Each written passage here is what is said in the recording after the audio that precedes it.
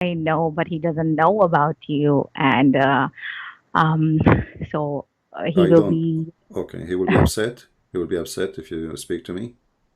he will be kind of upset because he wants to know. Then he will be upset. Oh, why I'm talking somebody who can tell me some truth about my religion, you know? Yeah. So what do you think about Islam, Samuel? Because I saw your text many time in the chat. It looked like you like what I'm doing. Oh, of course, I love what you are doing, and so many things that I never know about my religion, and I come to know from you, and then I search on my own, and I was so surprised, especially with that hadith that said that you have to do sins, otherwise Allah will remove us and bring other people who will do the same, and then who will repent, and then Exactly. He will. So actually, I shared.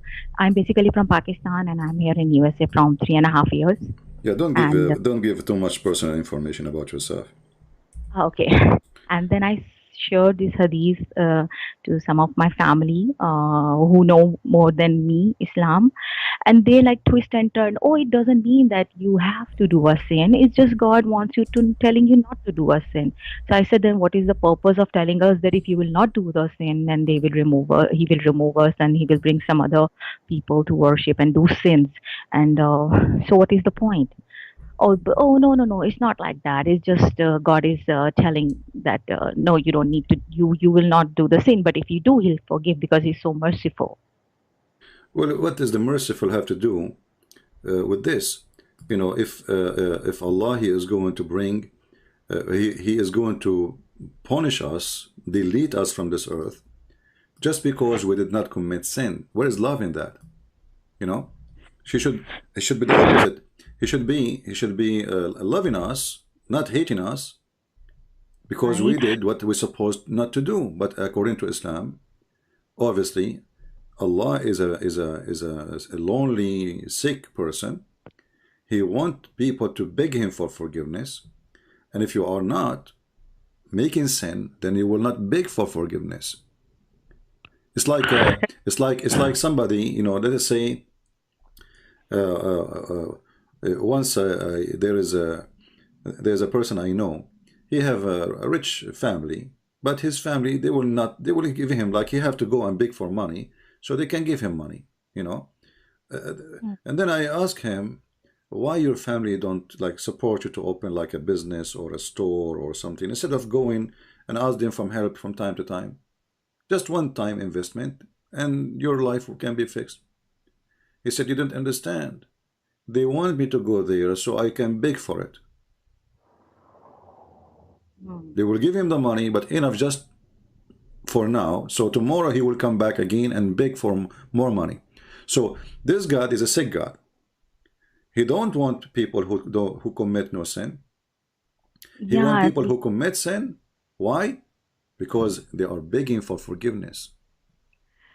before that we heard, we listened, in Ramadan, it's all Dora Quran, like the teachers there who explain and all that. But and never point came into my mind.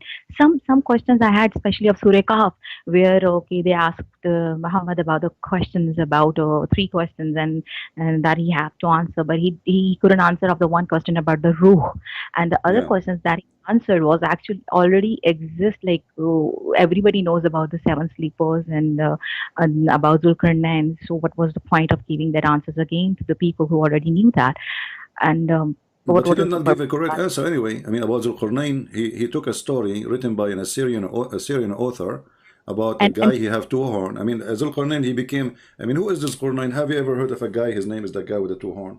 Is he a man? I didn't I didn't know about it before when I heard Robert Kristen the detail about this, Yeah. and I was actually curious. I that question is in my mind from a long time, and no Muslim will answer this question. And some of the teachers that I know, if I'll ask some questions, oh, they said it doesn't matter because you're not doing that in your life. Yeah. So what is the Everything in this point of? religion, everything is this religion is wrong. I want to ask you, as a lady, as a married Hmm. woman, uh, Hmm. how, like when you see the Quran speaking about if a man he wished to exchange his wife with other wife, what do you feel about that? So I don't like this point, and the husband is like so happy and so okay to know. No, look, I have a permission. You don't have a permission. I have a permission. So I said, okay, but this hurts. I will never in my life, if I'm in your life as your wife, I'll never allow another woman to come in your life. But he says, oh, so, but you will not allow, but Allah allow us. Right. So you you cannot allow anything anyway. He just throw Yeah. you and he exchange it. And actually, you don't even need to divorce you. He can have second one and third one and fourth one. And when one of you get older, the oldest one, he throw her away and he get the new, brand new wife. So women in Islam is nothing but a property. So how you think about your marriage now in the future then? Because you, as long your husband is saying Allah he allow it, so maybe he is thinking to exchange you sooner or later. Mm, he's a nice person. He loves me. He's a So nice I person. don't. Okay, I'm not going to go there then. All right. I hope so. I hope so. I hope so. He will. I hope he will not turn to to be a true Muslim and decide to follow the Quran. Let us say. Let us hope so. But uh, but Islam is religion. It's allowing that and giving permission for the man to replace the wife as if she is an old car. Very horrible. So, Samia, after saying what you are saying, did you decide to leave Islam or not yet? Not yet. I'm not at the point where, but yes, I'm searching a lot, and I'm discussing a lot with my husband also, and especially Muhammad married to Hazrat Aisha and all that things, and so he's also curious, and then it's it feed in our mind that way. You don't need to do a question. It was Allah's will that happened, and that just happened. You have to just believe and obey. You don't need to ask questions. It's like that. So yeah, it's Yeah, but you weird see, sometimes. even if we don't ask questions, when the Quran, like the Quran says in chapter 5, verse 0101, ask no questions. Verse 102 says, if you, because former generation they asked the same questions and they lost their faith. So Muhammad he knew that people, if they ask questions, he have no answers, and if he give answers, the answers will be horrible, and people will lose their faith. So Muhammad he knew that he is not convincing, his religion is not convincing. So we forbid people from asking questions. But let us say, for the sake of argument, I did not ask the questions, but other people asking the questions. And Right. when those questions hit, I forbid myself from asking the questions, but still I hear the questions. So is that healthy to run away from the questions and by ignoring them or by refuting them? So the Muslims these days they try to refute us, and each time they try, it come a very horrible way. Allah have hands. The Muslim in the debate he says, "Who said so?" But other Muslims in YouTube, all of them they are saying Allah have hands, Allah have feet. So the Muslims, in order to refute questions, they go in denial mood, but they don't really refute. They do mockery of a person who's asking the questions, hoping by doing mockery he will retreat, and we are going to bully you. The bully culture. We bully the person, and then the person he give up, he stop asking those questions. But those questions are always going to be exist, and nobody can stop them. You mentioned the ruh. When a prophet of God, people ask him about the spirit, and then supposedly he received the answer from his God. Mm. And then the answer, Allah knows best. What kind of answer this answer? Remember, we are asking the one who is connected now and he is receiving revelation from God. We are not asking a scholar or etc. So to avoid to say maybe I don't know. I'm afraid to give you wrong answer. But this is a prophet who received revelation from his God, and the revelation came to him back to refute that question or to answer that question, saying what? Say that the ruh is from the command of my God. Well, we know that is the command from your God. That's what we are asking you. Right. What does have to do with the question? I'm asking you, what is the spirit? You don't say to me the spirit is from the command of Allah. We are asking you because you claim to be a prophet, and Allah is in charge of that spirit. So we are asking you, what is the spirit anyway? We are not Right. asking who is in charge of it. We're asking what is the spirit. When you say spirit, what is that?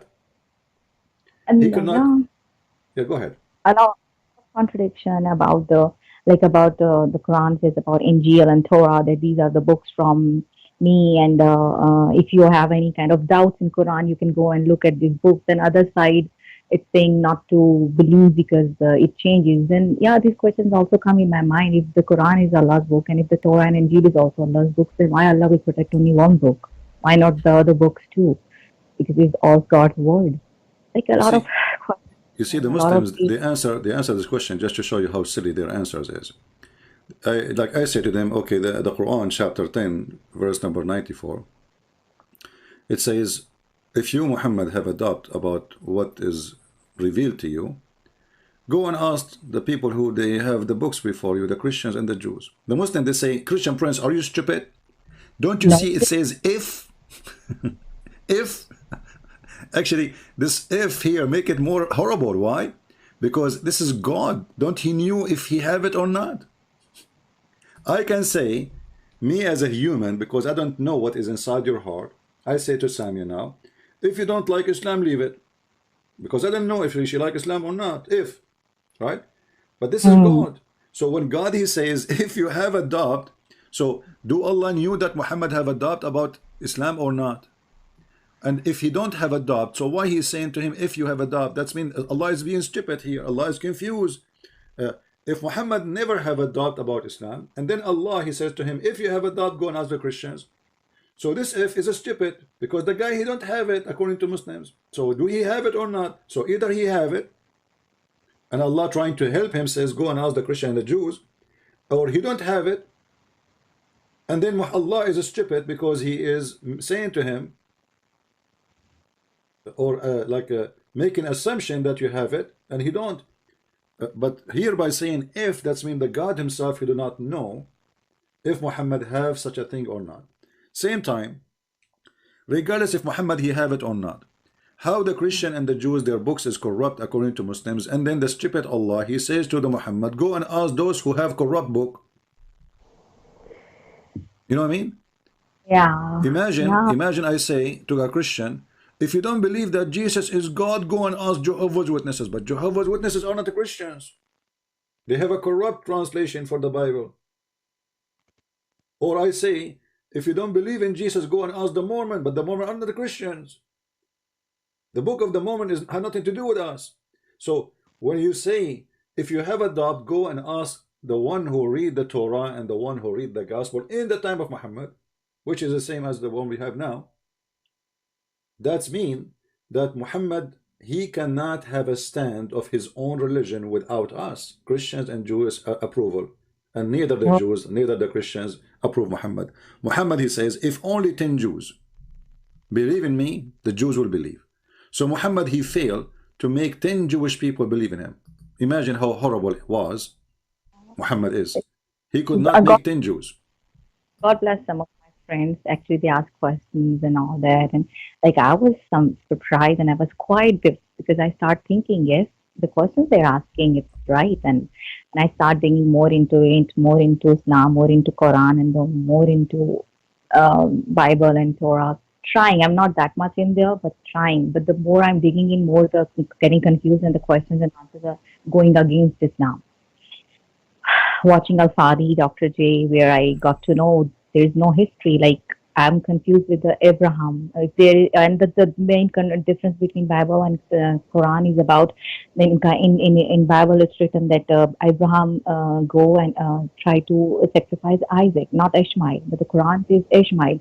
If this base is wrong and false, from there, then that means Islam doesn't exist. Yeah. Well, I hope, Samia, if you have any question for me, please tell me. I will be happy to help you. Otherwise, we will see if I can take another call. And if you like your husband to call me, I will be happy to take him too. Do you have any Yeah. question? A lot of confusion. Anyways, well, that's nice to talk to you. Maybe I'll come some question at another time and where I will be ready. And All right. I advise you. You see, Islam is not only religion does not make sense. It's not even a religion. Islam is a collection of stupid things. Muhammad, he have no religion. Muhammad, he saw the Jews fasting, he took the Jews fasting. He saw the pagan fasting, he took the pagan fasting. He saw the abolition of the pagan Sabian, he started doing abolition like them. He saw the Arab pagan kissing the black stone. He started kissing the black stone. They saw the Arab going around the Kaaba. He said the Kaaba is a station. And then he ignored the Kaaba for many years. And he started praying toward Jerusalem. And then when he Mm. could not get Jerusalem, Umar al-Khattab, he said to him, why we don't go back and praying toward the Kaaba? So why you deny the Kaaba in your time if the Kaaba is the most important house for Allah? I mean, what's wrong with this guy? So he was trying to convince the Jews that he is a Jew. Muhammad is a fraud. With the Christian, he is a Christian. With the Jews, he's a Jew. With the Sabian, he's a Sabian. With the Arab, he's a pagan like them. So this guy is like Obama going for election. With the atheist, he make fun of the Bible. With the Jews, he wear a hat and he go pray in the front of the temple. With the Christian, he hold the Bible and he read verses. And with the gays and lesbian, he is a, he support them. So Muhammad is not a person who can stand for anything because he have no stand. He was just desperate trying to make people believe in him. And this is why he promised even the Sabian who worship stars that they will go to heaven. I mean, what is the connection between the Sabian and the Jews and the Christian and the Muslims? If you go to the book of the Sabian, you will see that the Sabian, they say in their book, if they have a book, it's called Kanza Rabba, which means the treasure of the God. It says that the Jews, their God Adonai is the Satan, for he ordered the Jews to do circumcision. So how those who believe that the God of the Jews is Satan for doing circumcision, and the Muslims, they follow Muhammad trying to copy the Jews, and he do order his follower to do circumcision. So Yeah. how he made the Sabian go to heaven when they believe in different God, obviously, Mm. right? Right. Yeah. Thank you so much. Anyways, and please, I ask everybody out there, pray All for right. me and All praying right. also. Sure. Sure. We will pray for you, sister, and we hope soon you will come to Jesus and you will see the truth, and the truth will set you free. Thank you so All much. right. Take care.